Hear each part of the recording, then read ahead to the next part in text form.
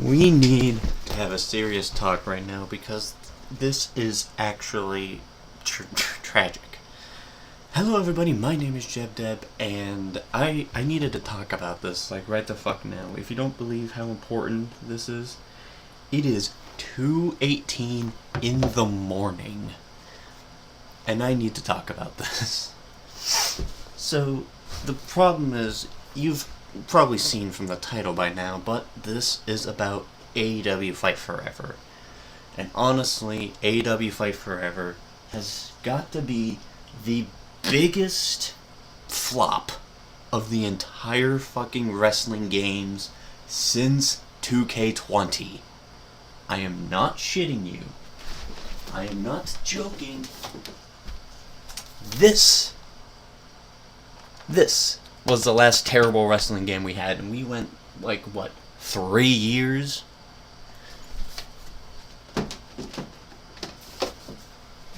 So, some of you may be wondering why this AEW Fight Forever hate is happening all of a sudden. Well, AEW Fight Forever just released the Season Pass 2 for their content. Which, by the way, if you buy the Elite Edition of the game, the Deluxe Edition, where you get everything, you do not get. If you buy the $80 version of the game, you do not get Season Pass 2. You only get the first one. What the fuck? I spent $80 on this game. It's like Uno. If you buy the Premium Edition of Uno, back then, any DLC that was added you didn't get. Why the fuck? I spent more money to buy the deluxe version of the game. And it's to the point where this game came out after being delayed, and it is getting triumphed by WWE 2K23, which was a yearly release. And WWE 2K23 was just WWE 2K22 space 2. So, where are these points? Well, first off, I just gotta go ahead and clarify that when WWE 2K23 came out on the PS4, it worked beautifully. I pre-ordered the game. I did not pre-order Fight Forever. It worked flawlessly. Nothing crashed, nothing broke. The game ran fine. I get AEW Fight Forever on the PS4, the game literally refused to work. And it's not just because it's last-gen hardware. 2K22 worked fine, Tiny Tina's Wonderlands worked fine, Like a Dragon Gaiden works fine. All of these games are huge and are designed with next-gen support in mind, but work effortlessly on last-gen. Fight Forever, at the beginning of it, just straight up refused to work. It literally crashed whenever you tried to do anything that wasn't making a superstar or mini games, which first off shouldn't even have been included in the first place. When I buy a wrestling game, I want to wrestle. I don't want to play bootleg Mario Party. If I wanted to play bootleg Mario Party, I would just load up Mario Party, right? The second thing is the DLC situation. When WWE 2K23 announced its DLC, it came in the form of a trailer, but once we actually got the confirmation of the packs, we had confirmed release dates. We had dates as to when these things were released. For some reason, Fight Forever was very cryptic about their DLC. And they didn't tell us anything about it. They didn't give us jack diddly shit about when the DLC was coming out. We just knew what would be inside it. And we also knew, with WWE games, every DLC, the day before the DLC, we got a major patch. Now, I will admit, the WWE 2K23 major patches weren't really that grand compared to 2K22, which added a free arena, a bunch of My Rise exclusive superstars, so on and so forth. This game pretty much didn't do that, and I know the latest WWE 2K23 patch removed modding support in which people could import My Faction models over into the community creations, but you couldn't even do that for Fight Forever. There is no community creations for Fight Forever. There is no any of that. And Fight Forever, we just didn't get any dates all we got was just what was inside. No major patches to follow. And for hindsight, the initial Fight Forever DLC consisted of FTR, Danhausen and Hook, and Keith Lee and the Bunny, along with minigames. The new season pass,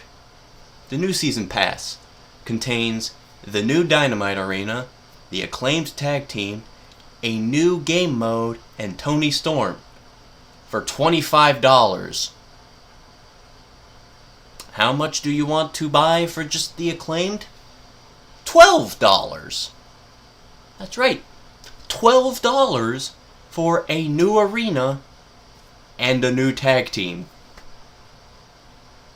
$12 for two things that should have already been in the game by default.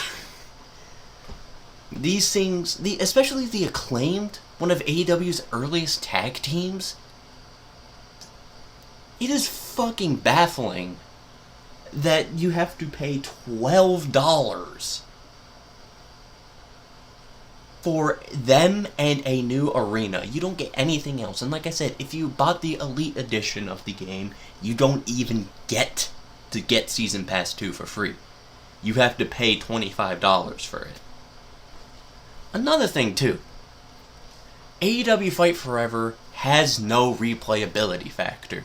The online was just always shit, and there's nothing to do.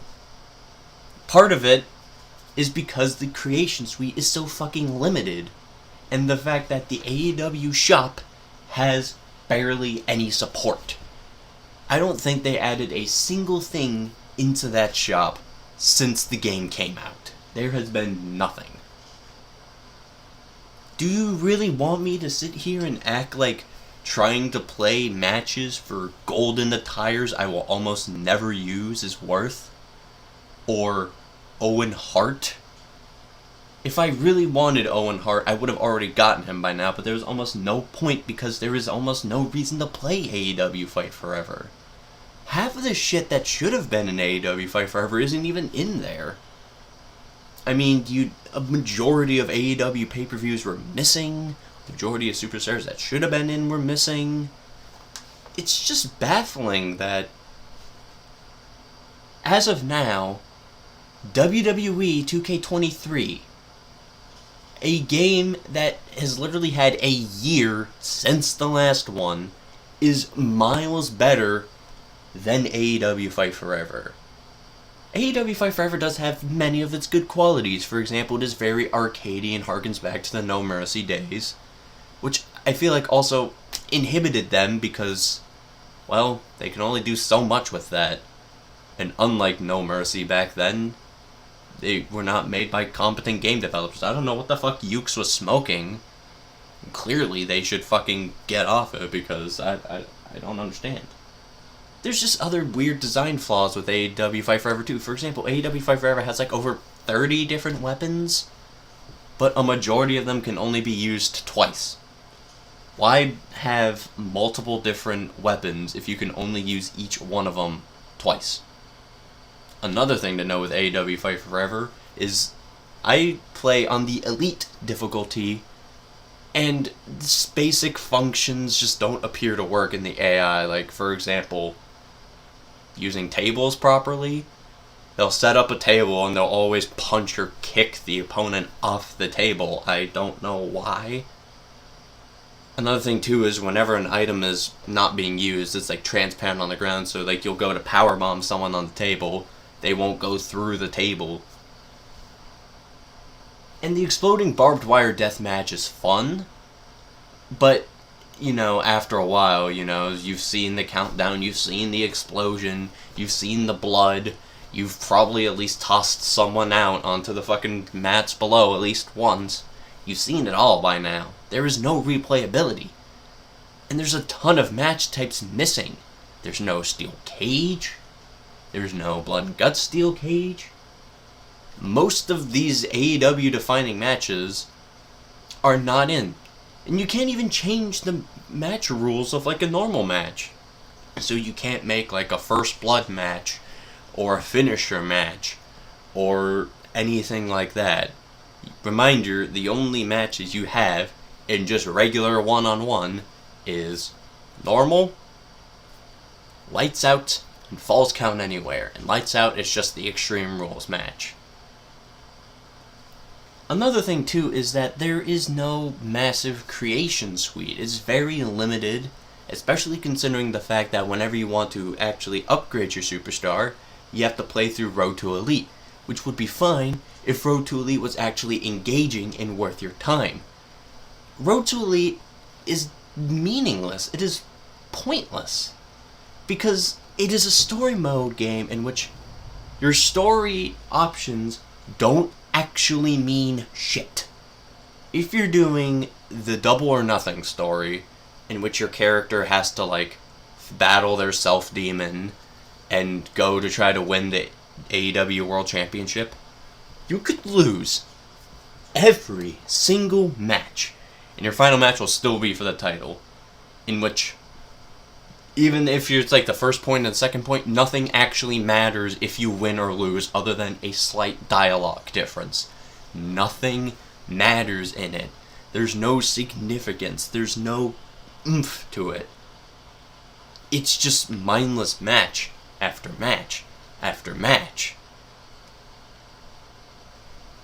And it's boring. Especially when, in order to actually make your custom superstar competent, you need to do the game mode. On top of various other things too, like how for some reason there appears to be a weird thing with the AI where they'll go to the outside and then just refuse to get back into the ring. And it'll be like a lights out match, so you can't fucking count them out, and there's no restart match option. So if you want to restart the match, you can't. You have to quit and then manually fucking set it up again. There's just a lot of shit in general that's, I feel like, just should have been in. Like, a lot of the New Japan wrestlers, a lot of the Ring of Honor stuff. Because this was made a little bit before, like, Sabu came to AEW, so it makes sense he wouldn't be in. But then we have other characters like Claudio Castagnoli. Why? Why was he missing? Regal only makes like a small presence. They could have put in Regal as a wrestler. I mean, you're going to put in Owen Hart. Why not? And just tons more fucking... It's just baffling to me that AEW Fight Forever is in the position it is in right now. AEW, the wrestling company that is pretty much undisputed against WWE. WWE only ever beat AEW that one NXT. Every other pay-per-view, AEW is crushed. AEW holds the record for the biggest wrestling event, period. 81,000 people at All In. That is the most people have ever been in a wrestling show, period. AEW holds that record. And it is very obvious they care a lot about their fans. Not their women division, admittedly, but they care a lot about the actual product. And yet, their first ever wrestling game is legitimately one of the worst, most questionable fucking games I've ever played. I regularly just dick around in WWE 2K23 because it's fun. I regularly just sit and I dig around in a bunch of random matches because it's fun. I can't even make myself play AEW Fight Forever. I can't. I just physically cannot make myself play Fight Forever. It is so shit. There's nothing to do. Once you've seen everything in the game, there's almost no reason. The minigames just shouldn't even be fucking there in the first place. And a lot of the shit that is being added as DLC just should have been in there by default. Like the Acclaimed. Or this Beat the Elite game mode. The brand new second DLC. They're dedicating a whole DLC slot. What is this DLC? This Beat the Elite? It is a tower mode. You remember in Mortal Kombat with the towers? That's a DLC. And you may be wondering, what do you get?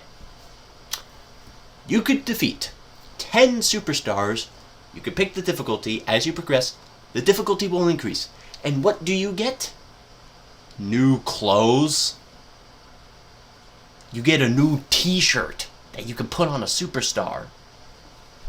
Wow. I paid $12 so I could wear a t-shirt no one else can get.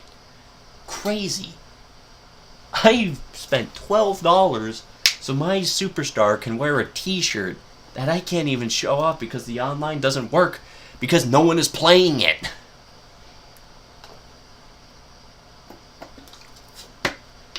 I have no idea what AEW is thinking, because even in general, compared to like the media scrums between WWE and AEW, WWE is very clearly listening to the fans. AEW is not. If you go back and look at the development history, it's very obvious 2K is listening in on fan feedback. They're listening to what people are saying. AEW clearly is not. They're just trying to fucking push product out. Remember when Stadium Stampede came out for Fight Forever? And it was popular for like half a day, and then everyone went, okay, cool. I will admit, the bar for hope was extremely low for Season 2. I didn't even know if, to be honest, I legitimately thought they weren't going to make a Season 2. I thought they were just going to just dip, you know? Just fucking leave Fight Forever in the state it was, because clearly it was a terrible launch. Fucking terrible. Fight Forever should have spent a little longer on the cooker. But especially considering that if you buy the $80 version of Fight Forever and the Elite Edition, you would expect to get everything as it progresses, but no, you only get Season Pass 1. Which is baffling. And they've tried to do other stuff. They have Stadium Stampede Season 2. Has anyone even played that? I don't think so. I think maybe like 5 people have willingly tried to load that up. I don't know what the fuck Tony Khan shoved up his ass to think this is how the games should work. But clearly it's not.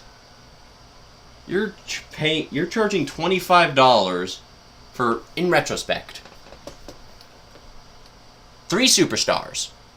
You get the Acclaimed and Tony Storm, a new arena, and a new game mode. When the last game mode we got was a free content drop. You're charging $25 for us to be able to get 5 items. Whereas let's take a look at what WWE 2K23 offered. The first DLC, the Steiner Row Pack, added a ton of shit, including an entrance for Big Papa Pump Scott Steiner. The second DLC, the Pretty Sweet Pack, added in tons of shit. Tons of entrances, and just so much more. And it just kept going up until DLC 4, where they just tried to focus on fixing the game. And I know there's a lot of stuff in 2K23 that's broken. The Bloodline entrance is just gone. Universe mode has still been fucking left out to fucking dry out in the wilderness. And my GM mode's still kind of lackluster in some places, and my faction should honestly just be fucking chucked as a whole. But if you had asked me this at the beginning of Fight Forever, I would have said yes, go ahead and buy it. Now though, do not buy AEW Fight Forever. Do not buy Fight Forever. It is a terrible game. They clearly lost the plot, and it is very obvious that it is not going to get any better anytime soon. Do not buy Fight Forever. It pains me to say, but Fight Forever is honestly the biggest flop. I do not care how much of an AEW mark you are. I don't care if you fucking ate Tony Khan's asshole fucking doggy style the other day. I do not care. We can all admit AEW Fight Forever sucks. It is not a good game. Honestly speaking, from personal experience, 2K20 has ran better than Fight Forever in terms of actual content and enjoyment. I would willingly play 2K20 over Fight Forever.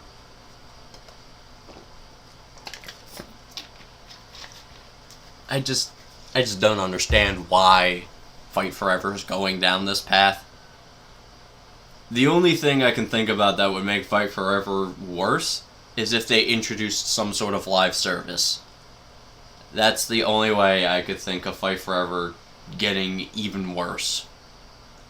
But as it stands right now, do not buy Fight Forever. I don't care if it is on sale. Do not buy it. It is not worth a single fucking penny. At least until someone at AEW can realize, wow, what we're doing is pretty shit. Maybe we should change. But until then, do not buy Fight Forever. Do not buy AEW Fight Forever. If you have an opportunity to play Fight Forever for free, go ahead and do it. It'll keep you entertained for a couple hours, but do not buy Fight Forever at all. And if you are going to buy Fight Forever, just buy the regular version of the game, because the Elite Edition doesn't mean shit. I just needed to make this video. I just can't believe that this is the direction our first AEW game is going. If our first AEW game is this terrible, I dread to see what the next one's going to be, honestly. I think what would be the best case scenario is if they just fucking send out refunds for everyone that bought Fight Forever and just fucking blacklist the game. Because honestly, it's just not good. I think them going for the 100% pure arcadey route was terrible. What I think they should have done is they should have aimed for one of the more 50-50 games like Shut Your Mouth or Raw 2, where it had plenty of arcadey elements but still had a grounded sense of realism. I think that would have been a much better option than just going for the pure arcadey aspect of it. Or they could have made their own engine. They could have made their own stuff. And they could have been brand new and unique. Breathe a breath of fresh air that you can't find in any other wrestling game. But no. So as it stands right now, do not buy Fight Forever. Do not buy AEW Fight Forever until somewhere at Ukes and AEW they can fucking figure this shit out. Because this is catastrophically terrible for AEW's first wrestling game. It is terrible.